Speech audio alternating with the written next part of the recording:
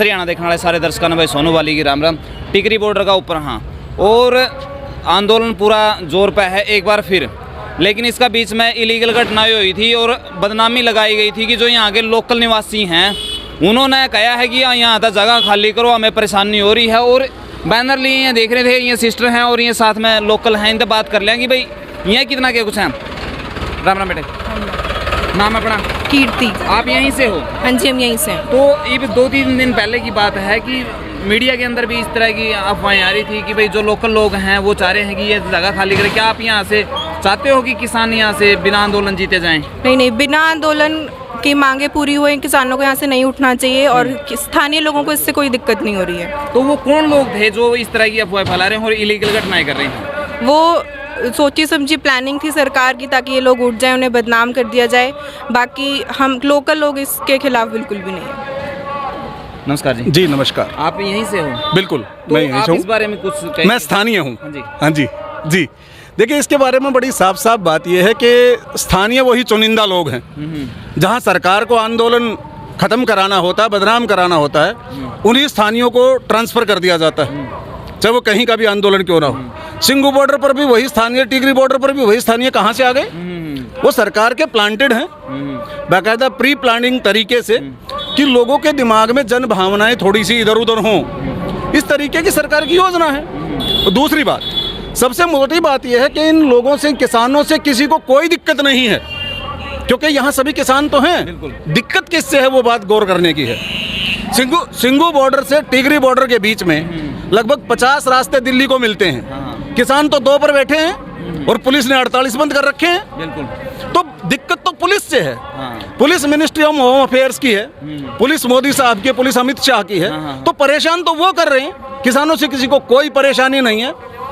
और हम निश्चित रूप से चाहते हैं कि किसान जाए, सम्मानजनक तरीके से अपनी मांग को जीत कर जाए, क्योंकि किसान किसी और के लिए नहीं मांग रहा, हिंदुस्तान के लिए मांग रहा। करीबन 2 महीने से ज़्यादा हो गए हैं इन्हें बैठे हुए जी। आज तक कभी शिकायत मिली है कि किसी किसान ने या स्थानीय लोगों का कोई नुकसान किया हो, या किसी दुकानदार को तंग किया हो, या किसी इस प्रकार की इलीगल घटनाएं? हमारी बेटियां भी हैं यहाँ पे, माताएं भी हैं, किसी के साथ में कोई ऐसी घटना आपने सामने देखी है? देखिए दोस्तों, मैं रोजाना दिल्ली जाता हूँ। हाँ, मैं रोजाना दिल्ली जाता हूँ और मैं इसी रोड से जाया करता। किसानों ने मुझे कभी नहीं रोका, पुलिस ने वो 2 महीने से रोक रखा है। वो सामने जो दीवार है पुलिस ने खींच रखी है, किसान तो कह रहे निकल जाओ।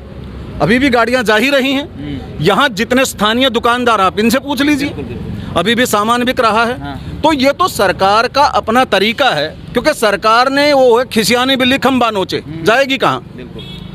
अगर अन्नदाता से पंगा लेगी तो जाएगी कहाँ? आज नहीं तो 2 दिन बाद आना तो यहीं पड़ेगा। तो मेरा साफ साफ ये संदेश, विशेष रूप से मीडिया के साथियों से मेरा एक गुजारिश है, हाथ जोड़कर मेरा निवेदन है कि वे खबरों को दिखाते टाइम पहले उसकी सत्यता को जांच लें। बिल्कुल बिल्कुल। केवल मात्र यह नहीं कि बस मिल गया 4 पत्थर फेंकने वाले, पत्थर वाले हैं कौन? पत्थर तो 500 रुपए में कहीं भी कोई भी फेंक सकता है। बिल्कुल। लेकिन उसको जांच तो लें। और उस पत्थर वाले को तो दिखा रहे हैं, 5 लाख किसानों को नहीं दिखा रहे। बिल्कुल।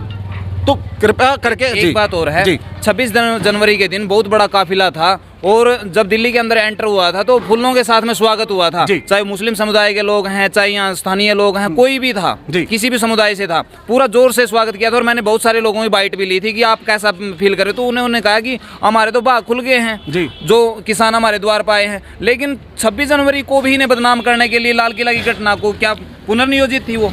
देखिए साथी, मोटी सी बात यह है कि माँ कभी अपने बच्चे का शिकार नहीं करती, और किसान तो देश का पेट भरता है। तो कभी हो नहीं सकता कि किसान हिंदुस्तान का अपमान करे। अगर वो नहीं कराते तो सरकार को मौका कहाँ से मिलता? वो सब प्री प्लान्ड है, सुनियोजित है, षड्यंत्र है किसानों का, क्योंकि सरकार जो भी कर रही है उन्हीं पर तो उल्टा पड़ रहा है। सरकार ने गाजीपुर बॉर्डर से 100 किसानों को मार के भगा दिया, आज वहाँ 30,000 किसान बैठे हैं, उल्टा पड़ गया ना। तो वो सरकार की प्लानिंग थी कि अब ये नहीं तो इस तरीके से कर लो, ये नहीं तो इस तरीके से कर लो। कल आपका मीडिया ही दिखा रहा था कि यहाँ से 50 मीटर आगे वो पत्थर की दीवार चिन दी गई है, बाकायदा कंक्रीट डाल के चिन दी गई है। ये चाइना की दीवार बन रही है क्या? हिंदुस्तान का किसान बहादुरगढ़ से बैठा हुआ टिकरी गांव में नहीं जा सकता।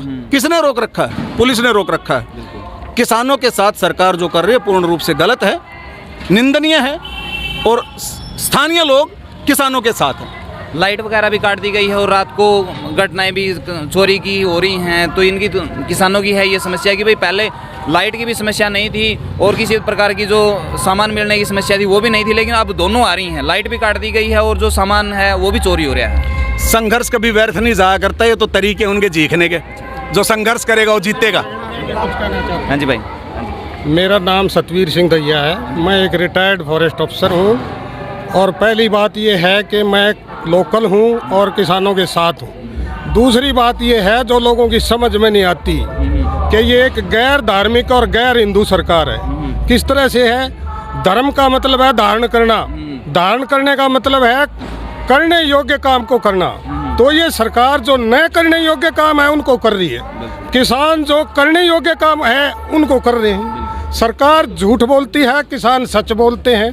तो कैसे कह सकते हैं कि ये गैर धार्मिक है वो धार्मिक है? बिल्कुल बिल्कुल। जहाँ तक वो झंडा फहराने का मतलब है, वहाँ पर हमें पहले से पता है 2500 लोग ट्रैक्टर जाने से पहले वहाँ रुके हुए थे और उन्होंने ट्रैक्टर जाने से पहले ही जो गदर था वो तार दिया था।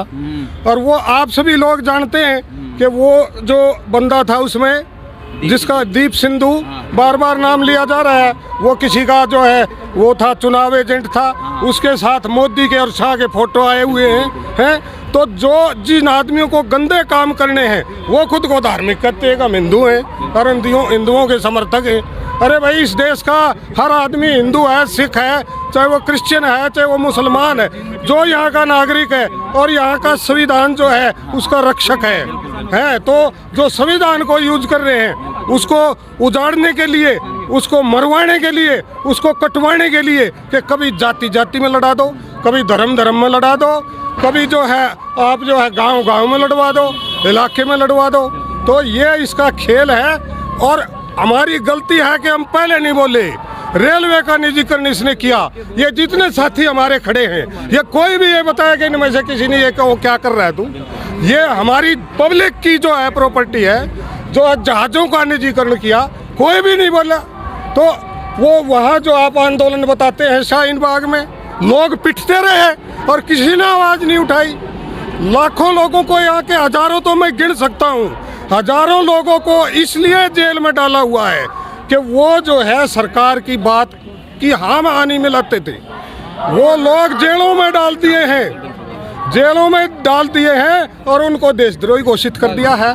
पहले भी हम भी यही समझते थे, अरे चलो देशद्रोही है तो सारा जेल में गया था, अच्छा है। लेकिन अब जाके पता चला है कि उनमें से कोई भी देशद्रोही नहीं था। वो किसानों मजदूरों के नेता हैं और हमारा भला चाहते हैं और वो उनको जेल में डाल दिया। तो ये सरकार बिल्कुल गैर धार्मिक है। सबसे पहले तो खास हरियाणा देखने वाले सारे दर्शक हैं, उनको सर्व जातीय शोरान काप 84 की तरफ से राम राम। सबसे पहले आपको बताएं कि आप इतनी सटीक और बेबाक खबरें देते हैं, खासकर हम आपके फॉलोअर भी हैं और आप जो यहाँ दिखा रहे हैं पहले दिन से, तो उसके लिए आपको ढेर सारी बधाई। आप किसान की आवाज़ उठा रहे हैं। हम एक छोटे किसान हैं। इस किसान आंदोलन में गरीब की, आम आदमी की, रेहड़ी पटने वाले की, मजदूर की और स्थानीय लोगों की, सबकी एक ही डिमांड है कि ये तीनों काले कानून वापस लेके आए, सरकार वापस ले। ये आज स्थानीय लोग खड़े हैं, ये किसी के कहने से नहीं खड़े, किसी के पैसे से नहीं खड़े, ये अपनी इच्छा से खड़े हैं। इन लोगों ने दर्द समझा किसान का, क्योंकि किसान अन्न पैदा करता है। और मैं खासकर इस सरकार को बता दूं, जब कोरोना पिक पॉइंट पे था, जब लोग घरों से बाहर नहीं निकलते थे, तो इसी किसान ने दूध, दही, घी, फल, सब्जियां 32वें माले पे बैठे हुए उस आदमी तक पहुंचाई है जो एसी रूम में बैठ के खाता है। किसने पहुंचाई? किसान ने पहुंचाई। तब तो किसान गुड़ और गंडे से भी मीठा था, आज किसान नीम से भी खारा हो गया। ये बात इस मोदी सरकार को समझनी चाहिए। अब ये आंदोलन एक जन आंदोलन बन चुका है, इसमें हर स्थानीय और आम लोग शामिल है। ये तीनों काले कानून वापस जरूर होंगे। इसका एक मैं छोटा सा उदाहरण दूं। आज खुद देश के प्रधान से जो खुद को चौकीदार बोलता है, उसने एक ट्वीट किया है कि मैं एक फोन कॉल से किसानों की बात सुनने को तैयार हूँ। ये किसानों की सबसे बड़ी और पहली जीत है। इसलिए मैं आपको बता दूं, एक मिनट, मैं आपको बता दूं कि ये तीनों काले कानून वापस होंगे, बशर्ते हमें ईमानदारी, सत्यता, अच्छाई और पवित्रता से यहाँ जम के रहना पड़ेगा। आपका दिल से धन्यवाद। ऊपर असर पड़ेगा भाई, चाहे वो निचला तबका है, चाहे ऊपरला तबका है, तो किसी पे भी है, सब पर असर पड़ेगा। और मेन बात क्या था इस वीडियो बनाने का कि भाई लोकल लोग आप देख लो कि स्पोर्ट में खड़े हैं, लेकिन बदनाम किए करने लग रहे हैं कि भाई किसान को उठाना चाहते हैं लोकल लोग। लेकिन आप देख सको कि सारे के सारे किसान का सपोर्ट में, और सीधा तौर पे इन्होंने बोल दिया है कि भाई जो प्री प्लान है दंगे करवाने का है, किसानों को भड़काने का है, इनके अंदर फूट डालने का है, वो सारा काम सरकार का खुद का है। आप इस बार हम क्या सोचो, नीचे कमेंट बॉक्स में लिख दो, वीडियो ज़्यादा से ज़्यादा शेयर कर दियो। मिला नेक्स्ट वीडियो में, तब तक के लिए सारे भाई जय हिंद, वंदे मातरम।